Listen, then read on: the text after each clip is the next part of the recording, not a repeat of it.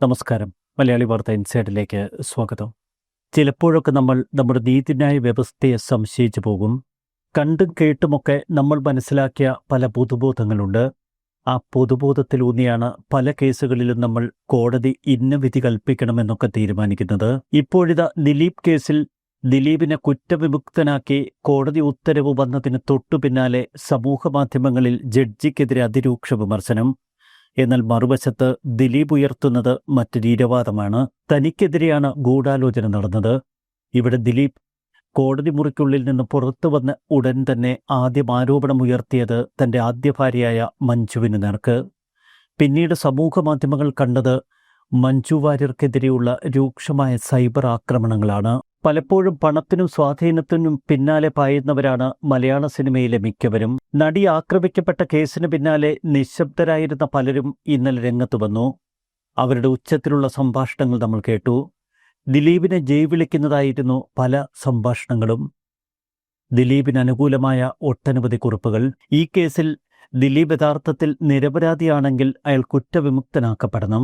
ജയിലിൽ നിന്ന് പുറത്തേക്ക് വരുമ്പോൾ ഒന്നും ആലോചിക്കാതെയാണ് ദിലീപ് മാധ്യമപ്രവർത്തകരോട് സംസാരിച്ചത്. അതുതന്നെയാണ് നികേഷ് കുമാർ ചൂണ്ടിക്കാട്ടുന്ന ഒരു കാര്യം. നികേഷ് കുമാർ പറയുന്നത് ദിലീപ് എല്ലാം മനസ്സിലാക്കിയിരുന്നു. തന്നെ കോടതി വെറുതെ വിടുമെന്ന് കൃത്യമായി മനസ്സിലാക്കിയാണ് അയാൾ ജയിലിലെത്തിയത്. അതുകൊണ്ട് തന്നെ പറയാൻ ഉദ്ദേശിച്ച കാര്യങ്ങൾ അയാൾ പുറത്തേക്ക് വന്ന് മാധ്യമങ്ങളോട് പറഞ്ഞു. ദിലീപ് കേസ് അന്വേഷിച്ച അന്നത്തെ IG ബി സന്ധ്യയെ പിന്നീട് മഞ്ജുവിനൊപ്പം ചേർത്ത് വെച്ച് സമൂഹമാധ്യമങ്ങളിൽ വലിയ ആക്രമണം. ഈ ആക്രമണത്തിനും തുടക്കമിട്ടത് ദിലീപ് തന്നെയാണ്. തനിക്കെതിരെ നടന്ന ഗൂഢാലോചനയെക്കുറിച്ച് അന്വേഷിക്കണമെന്നാവശ്യപ്പെട്ട് പരാതി നൽകുമെന്നാണ് ഹിന്ദുവിന് നൽകിയ അഭിമുഖത്തിൽ ദിലീപ് പറയുന്നത്. കോടതിയിൽ നിന്ന് പുറത്തേക്ക് വന്ന ദിലീപ് ഒരു രണ്ടാം പട്ടാഭിഷേകത്തിനാണ് ഇപ്പോൾ ഒരുങ്ങുന്നത്. ദിലീപ് ഫാൻസ് അസോസിയേഷൻ പേജിലൊക്കെ നമ്മൾ കാണുന്ന ചില ഫോട്ടോകൾ. വനവാസം കഴിഞ്ഞു, ഇനി പട്ടാഭിഷേകം. തന്നെ കുരുക്കിയവരെ ആക്രമിച്ച് കീഴ്പ്പെടുത്താനുള്ള ദിലീപിന്റെ ആഗ്രഹമാണ് ഇപ്പോൾ ആ പ്രതികരണങ്ങളിൽ കാണുന്നത്. എന്നാൽ മറുവശത്ത് മേൽക്കോടതികളിലേക്ക് കുതിച്ചുപായാനൊരുങ്ങി അതിജീവിതയ്ക്ക് വേണ്ടി വാദിക്കുന്നവർ. വലിയൊരു അഭിഭാഷക വൃന്ദം തന്നെയാണ് അതിജീവിതയ്ക്ക് പിന്തുണയുമായി രംഗത്തെത്തിയത്. മറുവശത്ത് പണവും സ്വാധീനവും ഒഴുക്കി ദിലീപ് കേസിൽ നിന്ന് രക്ഷപ്പെട്ടു എന്ന വിശ്വാസം ഇപ്പോൾ അതിജീവിതയെ അനുകൂലിച്ചവർക്ക്. ദിലീപ് കേസിന്റെ ഗൂഢാലോചനയിലേക്കാണ് ഇപ്പോൾ ചൂണ്ടുവിരലുകൾ അത്രയും. അന്ന് ലാൽ ക്രിയേഷൻസിന്റെ വാഹനത്തിൽ തൃശ്ശൂരിൽ നിന്ന് കൊച്ചിയിലേക്കുള്ള യാത്രയിലാണ് അതിജീവിത ആക്രമിക്കപ്പെടുന്നത്. അതൊരു കൊട്ടേഷൻ ആക്രമണമായിരുന്നുവെന്ന് വ്യക്തം. എന്നാൽ ഈ ആക്രമണത്തിന് പിന്നിൽ പ്രവർത്തിച്ച കൊട്ടേഷൻ ടീം, അവർക്ക് നിർദ്ദേശം നൽകിയ, അവർക്ക് പണം നൽകിയ യഥാർത്ഥ അജ്ഞാതനാര്? ദിലീപിനെ വെറുതെ വിടുമ്പോൾ ഈ ചോദ്യം ശക്തമാകുന്നു. എന്നാൽ ഒരു കൊട്ടേഷൻ ഇതിന് പിന്നിലുണ്ടായിരുന്നു എന്ന് വിശ്വസിക്കുന്ന തെളിവുകൾ നമുക്ക് പിന്നിലുണ്ട്. TP സെൻകുമാറിനെ പോലെയുള്ളവർ പറയുന്നത് ആദ്യം പ്രതിയെ അങ്ങ് നിശ്ചയിച്ചു, പിന്നെ അവനെ പിടികൂടാനുള്ള തെളിവുകൾ ശേഖരിക്കുന്ന തിരക്കിലായി പോലീസ് ഉദ്യോഗസ്ഥരെന്ന്. ഈ രീതി ശരിയല്ല എന്നാണ് TP സെൻകുമാർ വിമർശിച്ചത്. സെൻകുമാറിന് പുറകെ R ശ്രീലേഖയുടെ വിമർശനം. ദിലീപ് നിരപരാധിയാണ് എന്ന് കേരളത്തോട് ആദ്യം തുറന്നു പറഞ്ഞത് R ശ്രീലേഖ എന്ന IPS ഉദ്യോഗസ്ഥ. ഈ രണ്ട് പ്രതികരണങ്ങളിലും ഒരു പൊതു സ്വഭാവം നിഴലിച്ചിരുന്നു.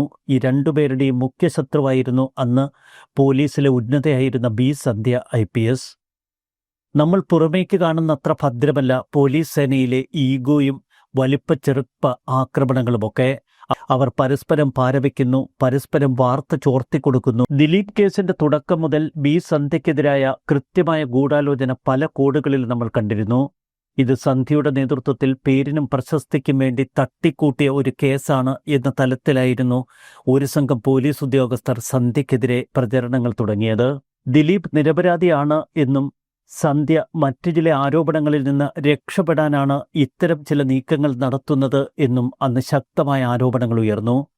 അതിനെ ശരിവയ്ക്കും വിധം മറ്റു ചില പോലീസ് ഉദ്യോഗസ്ഥർ രഹസ്യമായി മാധ്യമങ്ങളോട് ഇക്കാര്യം പറയുകയും സമൂഹ മാധ്യമങ്ങളിൽ ചിലരെ ഇറക്കി വിടുകയും ചെയ്തു. ശ്രീ RV ബാബുവിനെ പോലുള്ളവർ ഇപ്പോൾ ചൂണ്ടുവിരൽ ഉയർത്തി പറയുന്നതും അതുതന്നെ. ദിലീപ് ആരോപിക്കുന്നത് ഈ കേസിൽ അന്വേഷണ ഉദ്യോഗസ്ഥയായിരുന്ന IG B സന്ധ്യ ദിലീപിനെതിരെ ഗൂഢാലോചന നടത്തിയെന്ന്. ഇന്നലെ ദിലീപിന്റെ അഭിഭാഷകൻ രാമൻപിള്ളയും സന്ധ്യക്കെതിരെ രംഗത്ത് വന്നു. പോലീസ് ഉദ്യോഗസ്ഥരെയും അവർക്ക് കൂട്ടുനിന്ന ചില പ്രമുഖരുമാണ് ഈ ഗൂഢാലോചനയ്ക്ക് പിന്നിലെന്ന് രാമൻപിള്ള തുറന്നടിച്ചു. ബി സന്ധ്യയെക്കുറിച്ച് മുൻപ് ഗംഗേശാനന്ദ സ്വാമികൾ പറഞ്ഞ ആരോപണമാണ് സമൂഹമാധ്യമങ്ങളിൽ ഇപ്പോൾ ചിലർ കുത്തിപ്പൊക്കുന്നത്. ഗംഗേശാനന്ദ സ്വാമിയെ നമുക്കറിയാം, കുമാരപുരത്ത് വെച്ച് സ്വാമിയുടെ ലൈംഗികാവയം ഛേദിച്ച ഒരു സംഭവം. നിരപരാധിയായിരുന്ന തന്നെ കുറ്റവാളിയാക്കാനുള്ള ശ്രമം നടത്തിയത് ബി സന്ധ്യ എന്ന ആരോപണമാണെന്ന് ഗംഗേശാനന്ദ സ്വാമി ഉയർത്തിയത്.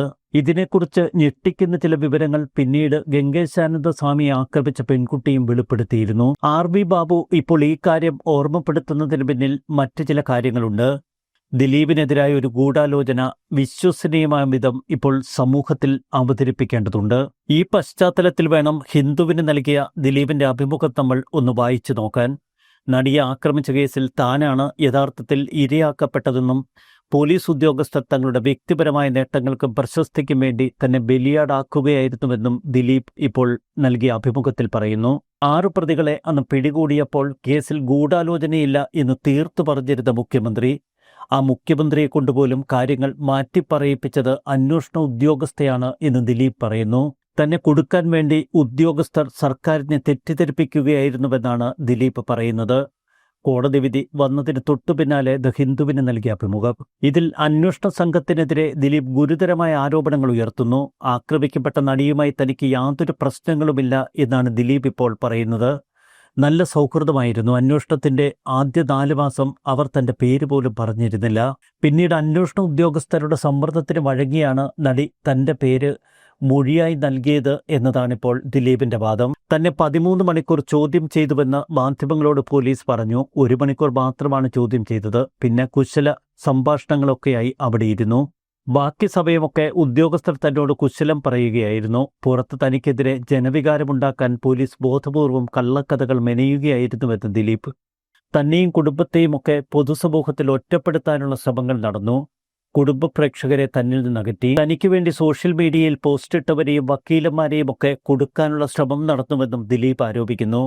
ഉദ്യോഗസ്ഥർക്ക് പ്രശസ്തി നേടാൻ തന്റെ ജീവിതം ബലി നൽകിയെന്നാണ് ദിലീപിന്റെ വാദം. ഈ കേസിൽ കുടുക്കാൻ ശ്രമിച്ച അന്വേഷണ ഉദ്യോഗസ്ഥരെ നിയമത്തിന്റെ മുന്നിൽ കൊണ്ടുവരുമെന്ന് ദിലീപ് പറയുന്നു. ആദ്യ 6 പ്രതികൾ പിടിയിലായപ്പോൾ ഗൂഢാലോചനയില്ല എന്ന് പറഞ്ഞ അന്വേഷണ സംഘം പിന്നീട് എന്തുകൊണ്ട് അവരുടെ നിലപാട് മാറ്റി? ഉദ്യോഗസ്ഥരുടെ വ്യക്തിപരമായ നേട്ടങ്ങൾക്കും പ്രശസ്തിക്കും വേണ്ടിയായിരുന്നു ഈ നീക്കമെന്നാണ് ദിലീപ് ഇപ്പോൾ വാദിക്കുന്നത്. തന്നെ കള്ളക്കേസിൽ കുടുക്കി ജീവിതവും കരിയറും നശിപ്പിക്കാൻ ശ്രമിച്ചവർക്കെതിരെ നിയമ നടപടി സ്വീകരിക്കുമെന്ന് ദിലീപ് ഒരു വശത്ത്. മറുവശത്ത് ദിലീപിനെതിരെ കള്ളവാർത്തകൾ നൽകിയ ചാനലുകളും സമൂഹ മാധ്യമങ്ങളും അടക്കമുള്ളവർക്കെതിരെ ശക്തമായ നിയമ നടപടികൾ സ്വീകരിക്കുമെന്ന് ദിലീപ് ഫാൻസിന്റെ വെല്ലുവിളി. അമ്മ സംഘടനയിലേക്ക് മടങ്ങിവരാനുള്ള ചർച്ചകൾക്ക് തുടക്കമിട്ട് കഴിഞ്ഞു ഇതിനകം ദിലീപ്. ചുരുക്കത്തിൽ കൊച്ചി കേന്ദ്രീകരിച്ച് ശക്തമായ നീക്കങ്ങൾക്കുള്ള ശ്രമമാണ് ഇപ്പോൾ ദിലീപും സംഘവും നടത്തുന്നത്. എന്നാൽ ദിലീപിന്റെ ഈ വിവാദപരമായ പരാമർശങ്ങളും വിമർശനങ്ങൾക്കുമിടയിൽ അതിശക്തമായി പ്രതികരിച്ചിരിക്കുകയാണ് ബി സന്ധ്യ IPS. നടിയെ ആക്രമിച്ച കേസിൽ നടൻ ദിലീപ് ഉൾപ്പെടെയുള്ള 4 പ്രതികളെ വെറുതെ വിട്ടത് ഗൂഢാലോചന തെളിയിക്കാൻ പ്രോസിക്യൂഷന് സാധിക്കാതിരുന്നതുകൊണ്ടാണ് എന്ന് ബി സന്ധ്യ തുറന്നു പറഞ്ഞു. എന്നാൽ ഇത് അന്തിമ വിധിയല്ല.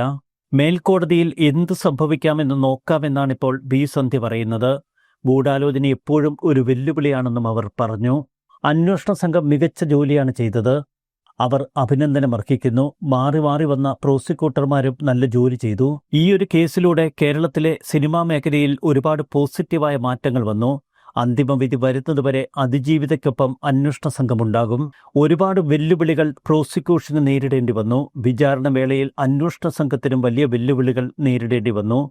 മേൽക്കോടതിയിൽ നീതിക്ക് വേണ്ടി അന്വേഷണ സംഘവും പ്രോസിക്യൂഷനും പോരാടുമെന്നാണ് ബി സന്ധ്യയുടെ പ്രഖ്യാപനം. 2 തലത്തിലാണ് ദിലീപിനെ വെറുതെ വിട്ടതിന് ശേഷമുള്ള സംഭവ വികാസങ്ങളെ നമ്മൾ നിരീക്ഷിക്കാൻ. ഒരു വശത്ത് ദിലീപ് മഞ്ജുവിന്റെ പേരെടുത്ത് പറഞ്ഞുകൊണ്ട് ആക്രമണത്തിന് തുടക്കമിട്ടു. മറുവശത്ത് തന്നെ കുടുക്കിയ പോലീസ് ഉദ്യോഗസ്ഥയടക്കം ഗൂഢാലോചന കേസിൽപ്പെടുത്തുമെന്ന വെല്ലുവിളി. ദിലീപിനെതിരെ ഏറ്റവും ശക്തമായ തെളിവുകൾ നടത്തി മാധ്യമങ്ങൾക്ക് മുൻപിൽ അതിശക്തമായി വാദിച്ചു നിന്ന പി ബാലചന്ദ്രകുമാർ ഇപ്പോഴില്ല. മലയാള സിനിമയിലെ ഒട്ടനവധി നടീനടന്മാരെ കളത്തിലിറക്കി തനിക്ക് അനുകൂല പോസ്റ്റുകളും കുറിപ്പുകളുമൊക്കെ ഇടിയിപ്പിക്കാൻ ഇപ്പോൾ ദിലീപിന് കഴിയുന്നുണ്ട്. ദിലീപിനെ പ്രതിയാക്കിയ മുതിർന്ന പോലീസ് ഉദ്യോഗസ്ഥയ്ക്ക് ഈ ഗൂഢാലോചനയിൽ പങ്കുണ്ടെന്നാണ് ബി രാമൻപിള്ള പറയുന്നത്. ദിലീപിന് വേണ്ടി ഹാജരായ അഭിഭാഷകനാണ് ബി രാമൻപിള്ള. ബാലചന്ദ്രകുമാറിനെ കളത്തിലിറക്കിയത് ഈ കേസിലെ മറ്റൊരു ഗൂഢാലോചനയാണ് എന്ന് രാമപിള്ള പറയുന്നു. ഒരു കാര്യം വ്യക്തമാണ്, നടി ആക്രമിക്കപ്പെട്ട കേസിൽ ഇപ്പോൾ നടക്കുന്ന വിവാദങ്ങൾ ഒരു തരത്തിൽ നല്ലതാണ്. ഒരു പൊതുബോധത്തിനപ്പുറം ദിലീപിന് പറയാനുള്ളത് ദിലീപ് പറയട്ടെ. ഗൂഢാലോചന സിദ്ധാന്തം ദിലീപ് കൂടി ആവർത്തിക്കുന്നതോടെ മറുവശത്ത് അതിജീവിതയ്ക്ക് വേണ്ടിയുള്ള വാദങ്ങളും ഇപ്പോൾ ഉച്ചത്തിലാകുന്നു. ന്യൂസ് ഡെസ്ക് മലയാളി വാർത്ത ഇൻസൈറ്റ്.